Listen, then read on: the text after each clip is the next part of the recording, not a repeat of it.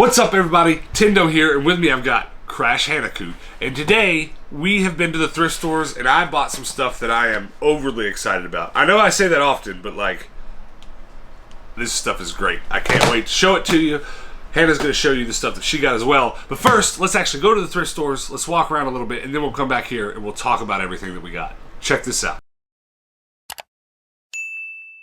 Before we get started with today's thrift haul and really dig into this Jasper Industries thrift store, let's have a little conversation first. I want you guys to comment below. How are you feeling about these daily episodes? All this thrift hauling. We do anywhere between 3 to 5 thrift hauling episodes a week currently, and that has always been part of the plan. What we always wanted to do was to have about 100 episodes of thrift haul videos for new people to come to the channel and binge watch if they want to. And we're almost there. We're almost at 100 episodes. And we always figured once we got to 100, we would take a step back and then start only doing 2, maybe 3 thrift haul episodes a week. And then fill in the rest of the week, still with daily uploads, but other stuff. So comment below, what have we done outside of thrifting that you'd perhaps like to see a little bit more of? We've done a series of bad video games. We've done some Mario Maker videos. We have done some making videos, which is something we're really excited to do a bit more of. Don't get me wrong, we're not going to stop thrifting. We've got a traveling trip coming up that's going to be pretty much centered around thrifting. It's not going away. We have always had it part of our plan to not do them every day, but to get enough on this channel to kind of pad it, because you know how people like to binge watch these days. And it's been a really interesting experience because plenty of people have watched all of our episodes and told us, they've come over to our Discord and said, I went back and watched every episode. That's just crazy to go watch me thrift for 100 hours straight. But anyways, let's get into this thrifting. Comment below or chew on what I just asked of you, and maybe at the end of the video have thought about it and comment below.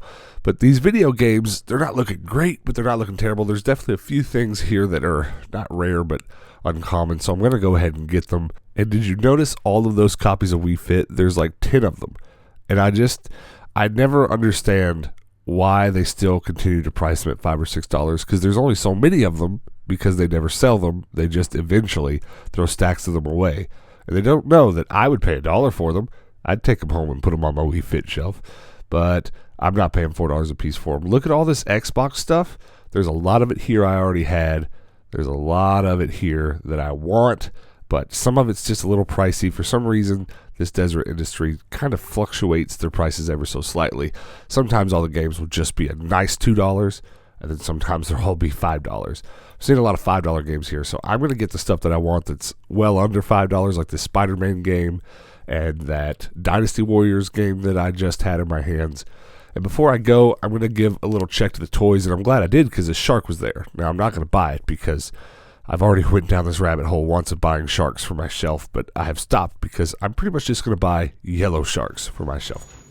It's $12. That's a little high. It's pretty. It's really pretty. Skirt, vest, and a shirt. The shirt alone is super cute. I don't know what to do. Why does this have to be hard? But these, though, these are no-brainer. Oh, wow. They're beautiful. Those are pretty. Except for that t-shirt bust a minute ago. I'm going to drop it. You ready? Got it by the butt. Up next, we are going to go to a store that someone on our community Discord told us about, and it's called Ville. And look how mom and pop this place is. The sign was just colored in with permanent marker. Wow. I mean, that's mom and pop to the max, and I'm not hating on it. This is my favorite kind of store. This is the kind of store that you really find the jewels in. I really, really believe that, and if you go back and watch our previous traveling episodes, you'll really see how much joy I get out of these kinds of places. And this one is probably, I'm going to go ahead and say it, this is my favorite mom and pop thrift store I have ever been to. I had to, and I am not kidding you, I had to walk down the aisles sideways because I am so wide I couldn't fit down them. I'm turning this camera every which way because I'm just squeezing around people, and there is so much random stuff. And listen, here's the best part. You might have already gathered this from the name, but everything in here is a quarter. Everything, except for the DVDs, and except for the games, and except for the jewelry in the lockbox. But all the stuff on the floor is $1. And that's pretty great, especially for Hannah, because there's lots of little knick-knack clothing items around here that she sells that really turn up a lot in little mom and pops like this, stuff from the 80s. So that's what she's looking for. And I'm looking through these video games, and I was quite surprised when I finally found them, because I searched this tiny little store up and down and saw nothing resembling video games, just DVDs, which had no video games tucked in them. And then finally, this was actually over behind the counter, and it almost looked like you weren't allowed back here because it was behind the counter. But I found out it was fine to go back in this little corner, and I'm glad I did, because there wasn't a lot of video games here, as you can see, but what I did find was some stuff that I really, really wanted, and I was actually quite surprised to see here, because I assume with these mom and pops that there's always going to be someone that's figured out that they get games and when they get games, etc. So I just assume someone's going to come clear this place out once a week, and maybe that's still the case. I don't know. But if it is, I beat them here this week, because there's a handful of things here that are worth the $1 they're asking for all the video games. Every game here is $1. So I'm going to buy every game here that I don't have, because $1, that's the sweet spot for me. Anytime I can buy dollar games, I do. And there's a Final Fantasy game here, one that I don't have. I'll tell you what, 2 weeks ago, I don't know if I own maybe one Final Fantasy game. Now I own, definitely not most of them, because there's a lot. But I own a lot of the PlayStation 2 ones anyways, and I found them all in the last week and a half, which I'm pretty happy about. I looked through all these cases that didn't have labels on them just to make sure what was in them, to make sure there wasn't anything that I super needed. And I'm glad I came here, and I can't wait to go back, honestly. I'll probably make this a once a month or twice a month stop just to see if they've restocked, maybe ask them if they've got any more video games. What do you think? I'm cold. Small, tiny little cold place. Very tiny. For this thrift store to be as small as it was, we spent way more time than we normally would in a thrift store that would be much bigger, because we're just trying to fill it out. It's the first time here. Let's make sure we understand what they stock, because not only do we shop for clothes and video games a lot, but we also, I don't know, it's hard to explain to you how much nonsense Hannah and I get into in our lives between this channel, and we shoot films sometimes, so it's just good to know where to get certain things for cheap. But let's move on and go to Bookmans. I have not been here on the channel in a little while, so if you're in any way new to the channel, you may not recognize this store. But I love this store, and I'm so glad that I stopped here today, because right off the bat, I found a stack of PlayStation magazines, and a lot of you that have been watching for a while will know that I have a big stack of PlayStation demo discs, and I don't yet have any PlayStation magazines, so I was glad to get my hands on those. But there's something here in this lockbox that you guys really want to see, or at least I maybe think you do. I was really, really, really surprised to see this. It's not every day you get to lay your eyes on a real grail, I guess, actually.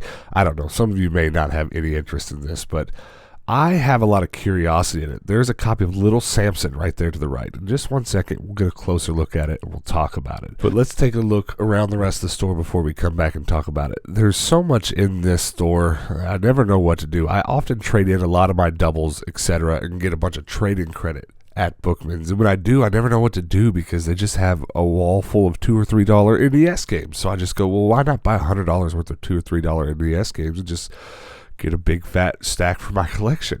It's just a tough choice, because then they also have these lock boxes that have all these good games in it, like Little Samson, and I just couldn't stop thinking about it. Can you see what the price tag says? It's got a really high price tag on it, $2,000. But there's other stuff in here that's great. They've got $20, $30 games, and I always think, well, why don't I go home with $2, $30, $40 PlayStation 1 games, etc. It's just hard to make up your mind at this store. But let's talk about Little Samson. $2,000. Wow. It's a sealed copy of Little Samson. What do you do in this situation but just sit and gawk at that? I want you guys to maybe comment below and let me know how you feel about this kind of thing. There's not a ton of people watching that are seeking complete collections. And most of the people I know that are watching that are in any way seeking complete collections, they've kind of picked their favorite one, or they've picked a couple of systems, and that's what they're going for. I'm a little bit obsessive. I am going after all the complete collections, which is kind of crazy, I know, but I'm also building a YouTube channel around it, and I plan on this YouTube channel growing infinitely and one day being a really large gaming channel that's still kind of in a lot of ways centered around collecting and having a YouTube headquarters where the walls are just lined with video games. So there's a lot more money in the future spent on video games. But I want to know how you guys feel, because I don't know how to feel about this. I'd love to have a complete NES collection, and I know how crazy that is. I know how much money that is.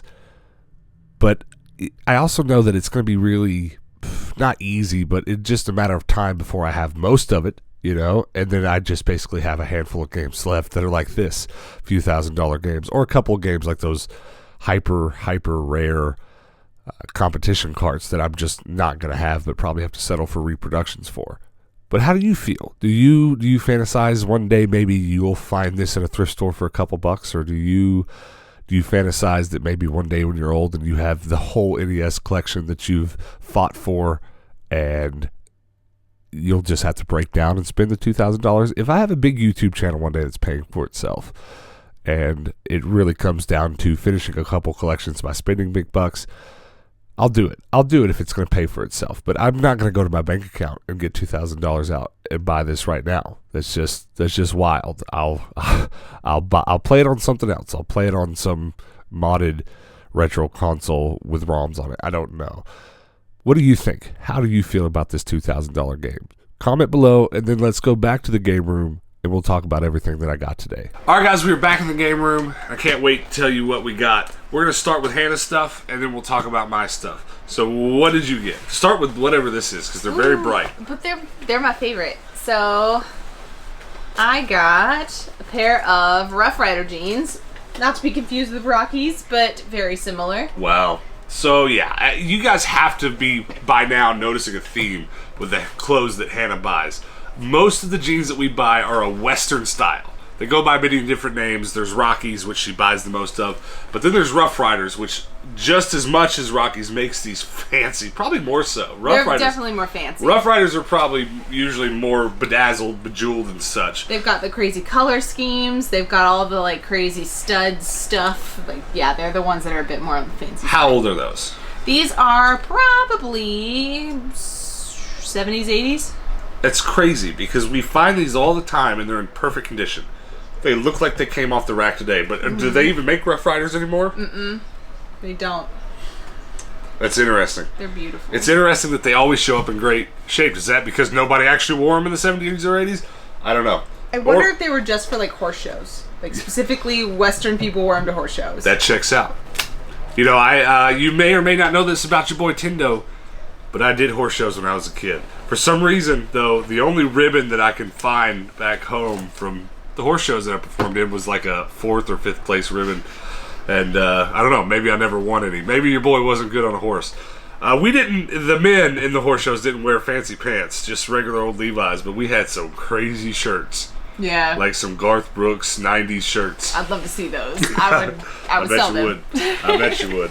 All right, what is this? Other thing we got from Quarterville, which everything in there was a quarter, so I got this thing. Everything but the video games. But we'll talk about that in a minute. The store is called Quarterville, and it's all a quarter, except for the video games. Yeah, but this is a quarter. It was a 90s windbreaker jacket, so those sell pretty well. I told her, she was like, should we get this? I was like, yeah, we sell enough of them, it'll be fine. But I told her I really wish it fit me, because like, this is right up my alley. Just don't zip it. It'd be alright. Yeah, it won't zip, and look at these arms. Aww. It's more of a short sleeve. It's alright, though. I'm into it. Alright, let's talk about the video games that I got. Actually, let's try to zip it. We have to now. This is gonna be bad. It was only a quarter. It's fine if it breaks. Woo! Snug as a bug. Nobody will say anything, right? If I go outside? Alright, this is gonna get hot. I'm already burning up. Alright, so it's not bad though. They never make this cool, colorful stuff in, you know, triple, quadruple XL. These video games, let's start with the one, you may recognize this. I got it on yesterday's episode. And you know what? I keep both the spreadsheet, which I keep linked below all my videos if you ever want to go look at what's in my collection. But I also am using an app to scan the games that I've already got, etc., so that I don't buy doubles like I did today, and I still do. You want to know why? Look over here in this chair to your left, Pat. That is 1.5 weeks of video games that we have thrifted on the, well, either thrifted, some of it's mail time. A lot of this week's mail time. If you don't know, go back and watch the last few episodes. Some crazy people have been sending me some crazy stuff. But what happens is, whenever I put stuff in that pile, it takes a week or two for it to get scanned into my app, for it to get put on my spreadsheet, and I don't know. So I'm still buying doubles because I'm not getting it into my spreadsheet fast enough. It's a problem. Next up, this is, I keep putting the good stuff on top. This is probably one of the things I'm most excited about. Final Fantasy 12. I have been buying up the Final Fantasy games left and right, and I'm very excited about that. I got all of these so far. I got most of these at that Quarterville we were talking about. The Lord of the Rings, The Two Towers. And it's kind of funny because I've got a lot of the Lord of the Rings games, and this is one that I don't have. Prince of Persia, Warrior Within. Very nice. And then this. Comment below if you know anything about this. Matter of fact, comment below if you know anything about the games that I've got here, or whether or not you think I should play them. Quest for Zahoo. Looks like I got excited when I first picked it up because I was like, ooh, there's some platforming on here. But there's also like puzzle games. It's a real kiddie game. But it looks cool. It looks like Care Bears a little bit, but it's not. It's definitely not Care Bears. Here's a winner, Zumba Fitness World Party. There's more of these Zumba games that I want to talk about because I keep finding a new one with a different subtitle. There's a lot of them. The Voice, I Want You. That's creepy. NPPL Championship Paintball 2009.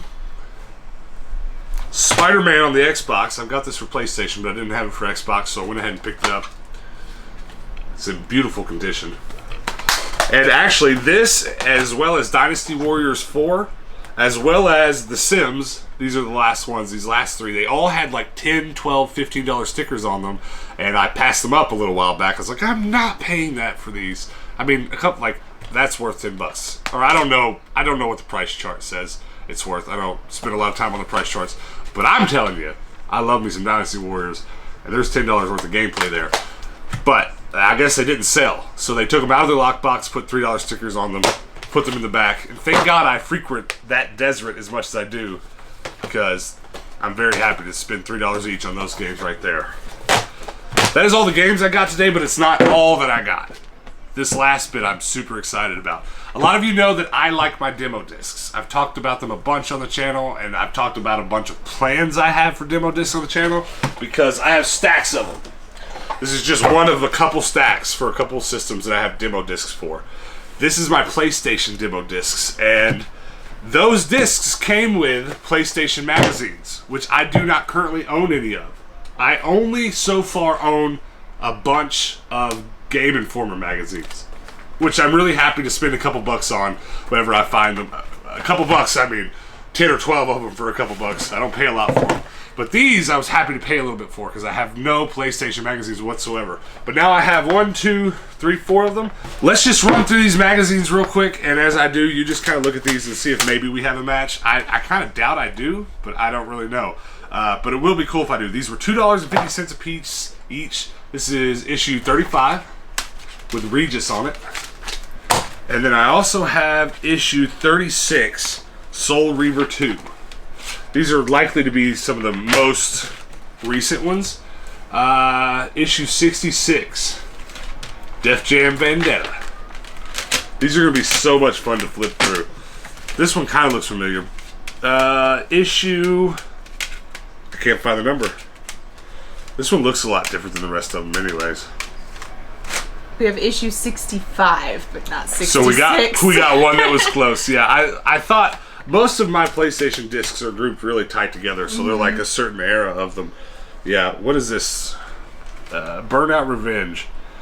North America only, October 2005, issue 97. 97.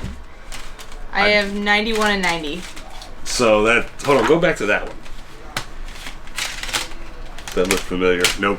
So I don't have any magazines to match the demo discs, but that's alright because this is something I'd very much so like to complete one day, and it's something I don't foresee being very hard. Some of the earliest issues are worth a few bucks, but by and large I ought to be able to buy the rest of this collection for a couple dollars a piece. And then one of these days, I will reunite all the discs with the magazines. But that's it, guys. That's everything that we got today. Leave us a comment below and let us know what your favorite thing that we got today. What was your favorite thing? The jeans. Those jeans are beautiful. I thought you were about to hesitate. Yeah, I would say so. My favorite thing that I got is probably a tie between Dynasty Warriors and these magazines. I can't pick one.